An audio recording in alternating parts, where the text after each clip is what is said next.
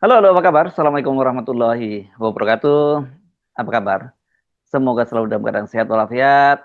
Senang sekali kami bisa menjumpai Anda semua dalam program Off the Record membaca berita di balik berita. Dan masih terus bersama kami, saya Hersubun Arif. Dan saya Agi Beta, senang sekali berjumpa teman-teman dan kita akan membahas hal yang serius. Ya, sangat-sangat sangat serius ya karena Sangat memang serius. sejak kemarin orang kemudian banyak yang terheran-heran, bingung gitu memahami apa sesungguhnya yang terjadi. Pak Prabowo kok tiba-tiba pasang badan soal kereta api Wus ini dan kemudian Mhm. yang banyak disoroti katanya ini bisa juga dibayar selain dari pajak itu juga dari perampasan harta para koruptor kan gitu ya Mbak Agi ya. Kan ini kan Ya, yang hal itu kan bukan kayak pajak kalau perampasan harta koruptor itu nggak bisa diharapkan setiap saat ada kasus semacam itu kan gitu. Atau Pak betul. Prabowo melihat bahwa udah banyak bener nih kasus korupsi yang tinggal diambil petik aja buahnya kan kira-kira gitu. Tapi yang justru sangat menarik tentu saja peringatan dari Pukat UGM yang mengingatkan bahwa Pak Prabowo bisa terkena ini terjerat kasus korupsi nih, kalau memutuskan seperti itu. Itu yang saya kira mesti dihitung kembali oleh Pak Prabowo dan saya kira timnya itu mengapa kemudian tiba-tiba Pak Prabowo pasang badan seperti itu gitu. Ya, jadi saya sendiri sampai sekarang sulit untuk memahami apa sungguhnya yang terjadi kecuali penjelasannya bahwa ya Pak Prabowo betul-betul ingin melindungi Pak Jokowi gitu, pasang badan untuk Jokowi gitu. Iya, jadi siapakah yang menyarankan itu kepada Mm-mm. Prabowo? Ini Mm-mm. menjadi tanda tanya besar ya. Mm-mm. Karena tentu saja Pak Prabowo tidak memutuskan itu sendirian. Walaupun dalam keterangannya di stasiun Tanah Abang baru itu, Pak Prabowo kan mengatakan bahwa setelah melihat sana sini terus kemudian sudah um, bertanya kepada pihak-pihak yang terkait, pihak-pihak yang mengetahui itu, ya kita tahu satu hari sebelumnya Prabowo ini Mm-mm. memang memanggil AHY yaitu Menko Infrastruktur Mm-mm. Agus Harimurti Yudhoyono dan kemudian juga memanggil Pak Jonan Ignatius Jonan yang dulu ketika bus itu dibangun dia menjadi Menteri Perhubungan dan tentu saja dia tahu pasti soal perkereta apian itu karena dia sebelumnya menjadi Direktur Utama Kereta Api KAI. Mm-mm. Jadi apa yang disarankan oleh Pak Jonan gitu kan kita jadi bertanya-tanya. Tapi kalau melihat profil dari Pak Jonan gitu, kita tentu tidak akan kalau saya sendiri ya saya tidak menduga bahwa Pak Jonan akan menyarankan sudah pakai saja APBN. Saya rasa tidak demikian gitu.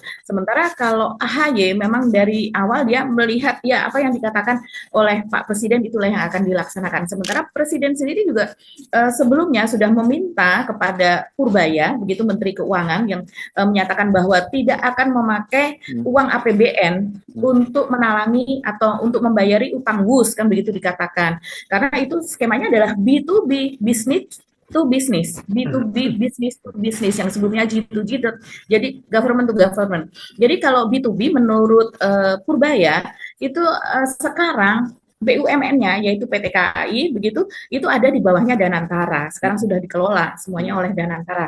Baik itu kalau merugi ataupun mau itu menghasilkan dividen. Jadi semuanya ada di bawahnya Danantara begitu. Jadi skemanya adalah B2B. B2B itu memang dari awalnya biasanya itu yang dilihat adalah keuntungan Mas Ersu. Ya, nah. Jadi jadi bukan berupa sesuatu yang harus ini pasti apa namanya merugi dari awal sudah tahu bahwa ini akan merugikan tidak.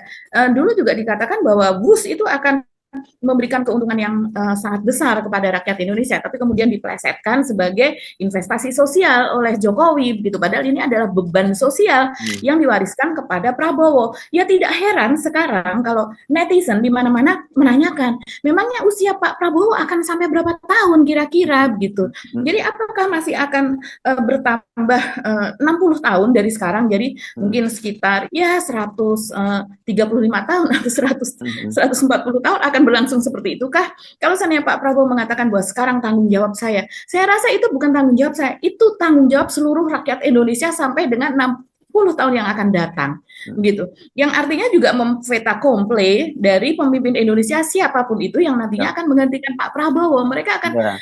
mau Dan tidak mau bertanggung jawab kan terhadap dan itu. enggak kan bisa nanti pemimpin berikutnya kan yang bilang bahwa bertanggung jawab itu Pak Prabowo bukan saya gitu.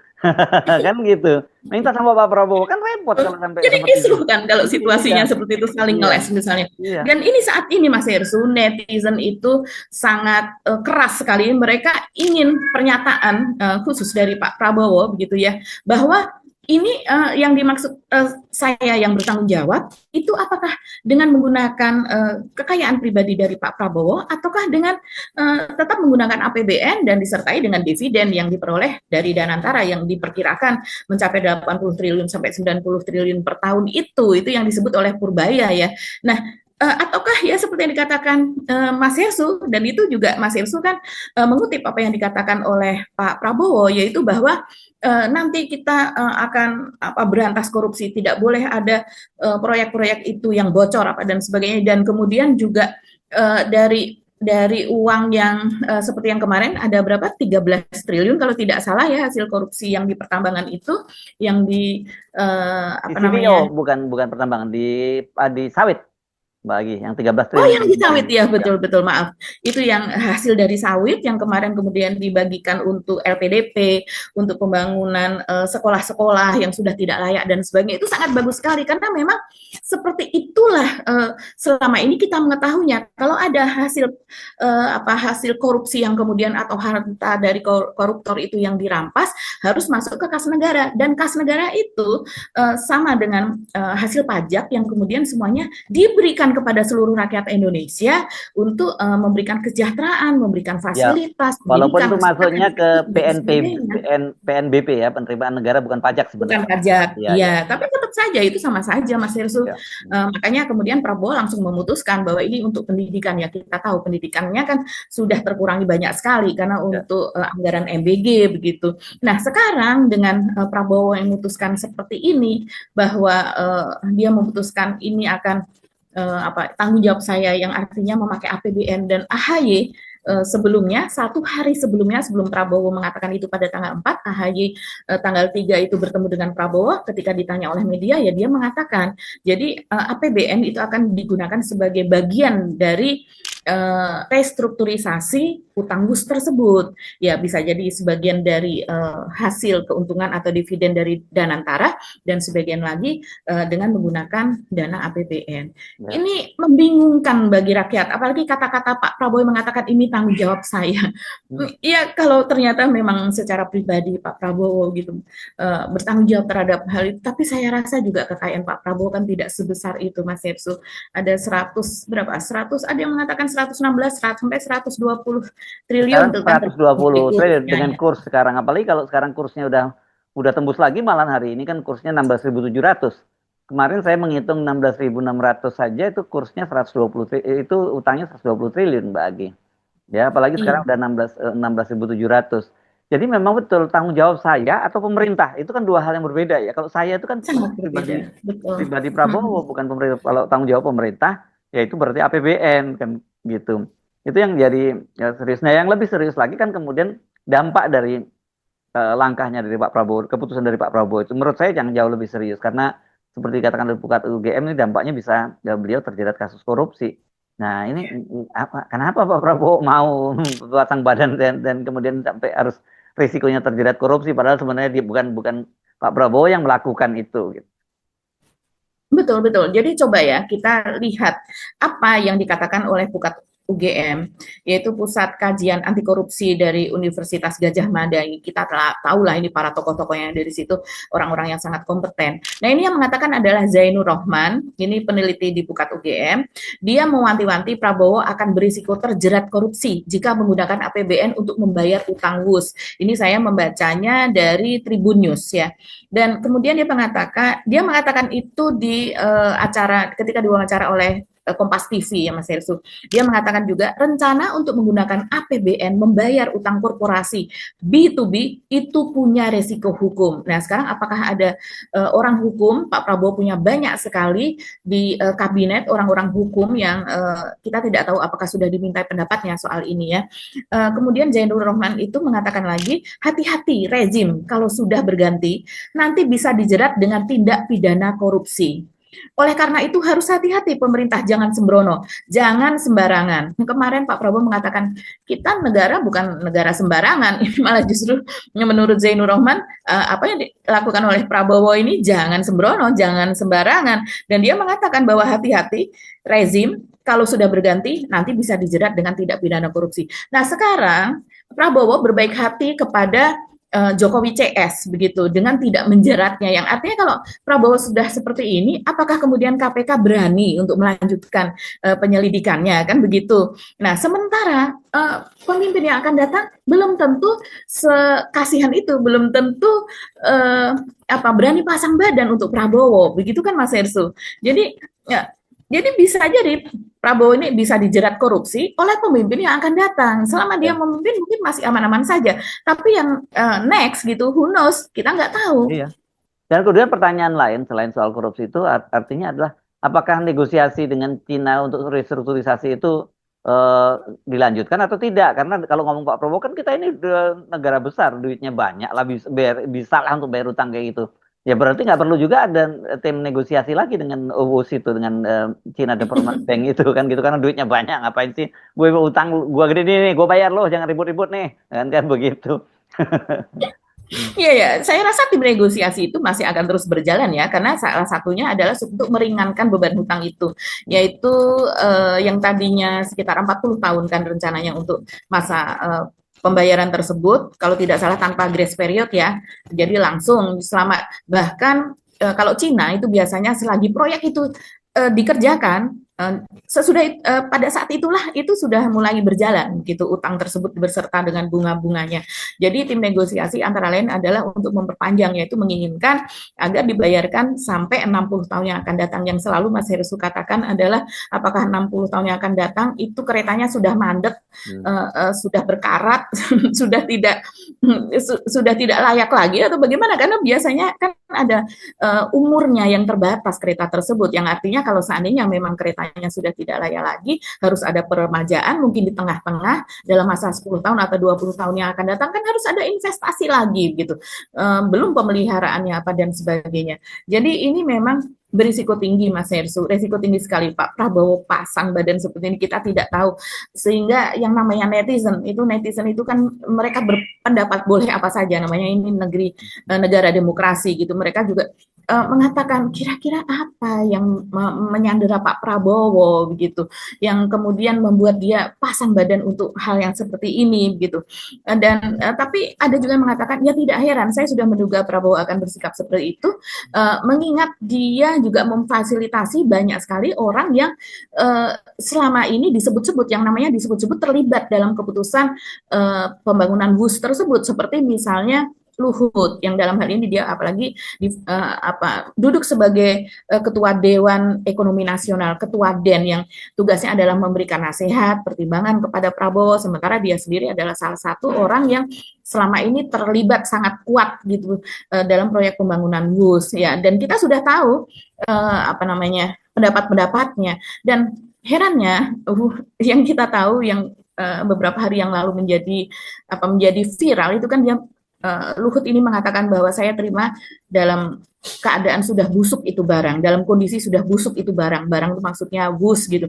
Artinya harus ada penyelidikan, artinya harus ada dari aparat gitu melihat busuknya itu kayak apa. Ini sudah diungkap loh, sudah sangat jelas gitu. Harusnya ditelusuri lebih dalam, tanyakan kepada Pak Luhut busuknya itu sedalam apa, seluas apa pembusukannya begitu, apakah menyalahi berbagai misalnya kontraknya begitu kan, ini kan tidak jadi bekerja sama dengan Jepang tapi ke Cina. Nah, prosesnya itu seperti apa begitu, apakah kemudian ada orang-orang yang mendapatkan sekian persen dari sebuah proyek, kan itu biasa terjadi kong kali kong seperti itu. Itu coba saya bacakan lagi ya Mas Hersu, ini dari Pukat UGM. Ini kalau dipaksakan dibayar pakai APBN, sekali lagi ini ada risiko hukum, gitu kata Zainur Rohman. Dia mengatakan bahwa kita tidak langsung menuduh ini ada korupsi, tapi memang itu semua akan terjawab kalau ada audit, sehingga nanti kelihatan apakah persoalannya perencanaan yang buruk, atau proses pembangunan yang buruk, atau ada markup, atau seperti apa. Dia mengatakan, jadi menurut kami, sebelum bicara soal ini akan di bail out, ini kan seperti BLBI kayak begitu ya, sebelum ini akan di bail out, ini akan dilanjutkan sampai Banyuwangi. Terlebih dahulu harus diawali dengan audit menyeluruh agar pemerintah punya basis dasar untuk pengambilan kebijakan langkah selanjutnya. Iya, kita semua banyak sekali yang heran, apalagi kemarin Prabowo mengatakan bahwa ini tidak hanya sampai Surabaya itu dulu, ini akan dilanjutkan sampai Banyuwangi. Kira-kira Prabowo mengatakan itu sudah ada proposalnya, apakah sudah ada kajian ilmiahnya, begitu kan? Dan ini yang lama saja belum selesai nih, soal busuk-busuk tadi belum ditelusuri, apakah yang busuk, siapa aja yang membusukkan, tiba-tiba sudah mengatakan ini akan sampai Banyuwangi, masalah baru lagi, begitu. Walaupun mungkin dulu kita masih ingat ya, Pak Jonan ini mengatakan bahwa kalau seandainya itu direncanakan dulu kereta cepat itu dibangun dari Jakarta sampai ke Surabaya, yang artinya panjang gitu ya, memungkinkan begitu Mas Hersu untuk keekonomiannya, katanya demikian.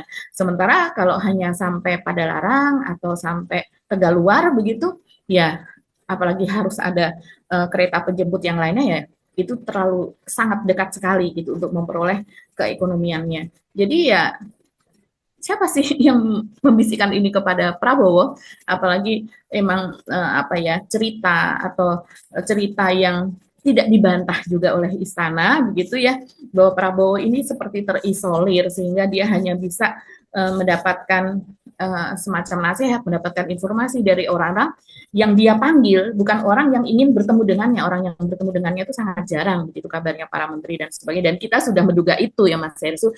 Kita pun sudah tahu sebelum kemudian media lain itu membocorkan soal tersebut, karena memang orang dekat Prabowo sendiri mengatakan nggak bisa karena 24 jam dia bersama Teddy. Yang maksudnya Teddy adalah yang menjadi sekap sekarang. Bahkan itu isu ini sudah ada sebelum Teddy menjadi sekap gitu. Iya. Iya, memang ini jadi apa ya? Selain membingungkan buat kita, itu juga menjadi masalah serius gitu. Dan yang tadi Anda singgung tadi memang benar. Yang saya khawatir juga Pak Prabowo pasti nggak akan dapat laporan karena terisolasi tadi. Kenapa? Karena komentar dari netizen itu jauh ini nggak ada yang positif sama sekali, Mbak, dengan pernyataan Pak Prabowo. Ada, ya. Betul. Hampir tidak ada Mas Hersu. Ada satu dua itu sepertinya tapi sambil menangis lah mereka itu. Yang mereka cinta kepada Prabowo, mereka berharap banyak kepada Prabowo begitu. Kok tapi begini untuk ya, gitu ya. Ya, kok begini gitu, nggak mau berkomentar dulu gitu, diam dulu, ingin mencerna ini maksudnya apa dan sebagainya. Coba kita lihat ya. Salah satunya begini.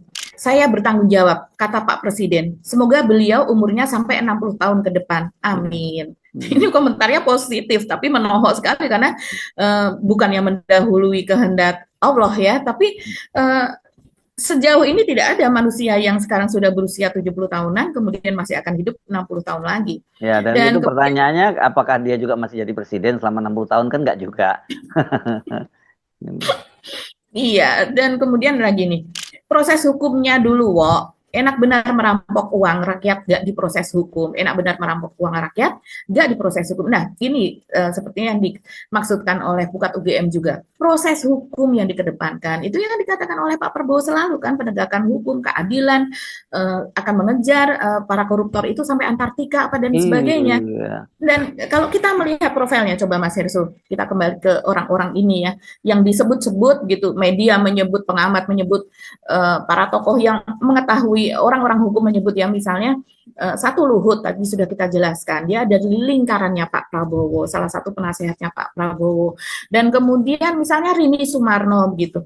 Rini Sumarno ini juga kawan dari Pak Prabowo dan mereka hubungannya cukup baik. Seperti pada tahun 2023 kemarin juga Rini ini memfasilitasi sebuah acara di, saya lupa lokasinya, tapi di Jawa Barat ya, yang dimaksudkan itu untuk kampanye dan dukungan kepada Pak Prabowo, dan Prabowo datang ke lokasi tersebut disambut oleh Rini Sumarno dan sebagainya.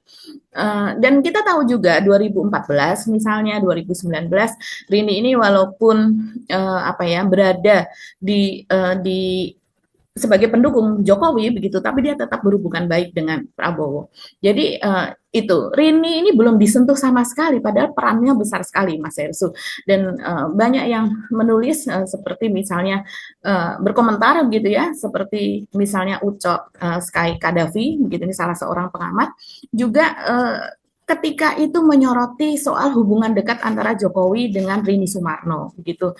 Yang selain juga jurnalis senior yang sudah almarhum Derek Manangka apalagi lebih terang-terangan lagi sampai disomasi ketika itu tentang hubungan Rini Sumarno dengan Jokowi. Entah ini merupakan menteri kesayangan ataukah ada hubungan pribadi kita tidak tahu, tapi mereka menyorotinya ya soal itu. Yang artinya apa yang dimaui oleh Rini Sumarno itu akan diiyakan gitu ya, akan mulus begitulah. Dan kalau kita melihat ini memang peran Rini Sumarno ini sangat kuat gitu. Dan apakah dia ikut berperan dalam pemindahan proyek itu dari Jepang yang hanya berbunga 0,1% tadinya gitu, bunga pinjamannya hanya sekian, yang kemudian dialihkan kepada Cina, diputuskan kepada Cina dengan bunga 2%, yang next kemudian di masa Luhut ketika itu dinego lagi untuk overrun gitu, untuk tambahan biaya cost overrun itu ternyata menjadi 3,4. Jadi orang-orang ini Mas Hersu, begitu juga dengan Erick Thohir sebagai Menteri BUMN, begitu juga dengan yang lain-lainnya, begitu yang kan belum ada pernyataan, belum ada pemeriksaan begitu dan sebagainya. Tapi sudah akan tiba-tiba Pak Prabowo pasang badan, tiba-tiba sudah akan dilanjutkan sampai Banyuwangi dan sebagainya. Ini pertanyaan besar. Rakyat wajar kalau mereka gusar gitu. Ya, makanya ini apa sesungguhnya yang terjadi di balik ini? Kan orang dengan mudah dan dengan cepat menyimpulkan ya pengaruh Jokowi, bayang-bayang Jokowi, bayang-bayang kekuasaan Jokowi itu masih sangat kuat di pemerintahnya Prabowo, sehingga kemudian muncul pernyataan Prabowo seperti itu, gitu loh Mbak Agi. Iya, betul. Dan orang juga itu tadi bertanya, kira-kira Pak Prabowo apa yang engkau sedihkan? Apa yang menyandera dirimu? Kan orang bertanya seperti itu, Mas Hersu. Dan seperti misalnya nih ya, saya baca lagi, Pak Prabowo tanggung jawab, tapi bayarnya pakai APBN. APBN-nya dari rakyat. Kocak luwo, katanya begitu. Terus kemudian ini kan cara-cara bermainnya Jokowi ya, seperti pola main bus sama dengan IKN. Awal bilang non APBN, pelan-pelan bangun opini kepentingan bangsa. Jadi kemudian dimasukkanlah narasi ini demi kepentingan bangsa.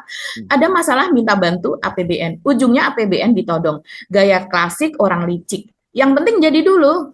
Kayak montir nakal, kasih murah di awal, mesin diure, baru minta tambahan biaya. Iya. Kemudian ada yang mengatakan, nggak usah khawatir, utang WUS itu saya yang tanggung jawab. Presiden Prabowo memang harus gitu, ambil keputusan tegas. Pertinggi ini, konkretnya piye mbah, dibayar pakai duit APBN, tarik pajak, cek dulu indikasi korupsinya, baru bisa omong-omong tanggung jawab. Sama nih dengan pandangan rakyat loh ini, sama dengan Bukat UGM. Ada juga yang mengatakan, jadi Pak Pur tidak didengar omongannya oleh atasannya. Lebih baik mundur daripada dipakai cuma untuk melancarkan usaha Wowo untuk terus-terusan memelihara Wiwi dan kroninya.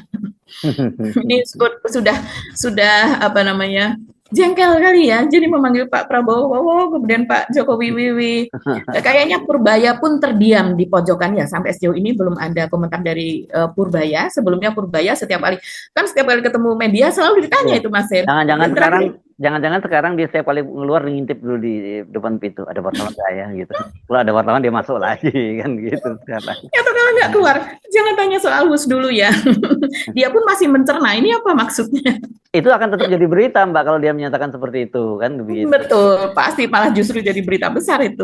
Jadi lebih aman dia nggak muncul, dia ngintip dulu dari pintu gitu, nggak ada baru bus gitu. Tapi kalau ada jangan dulu ya gitu.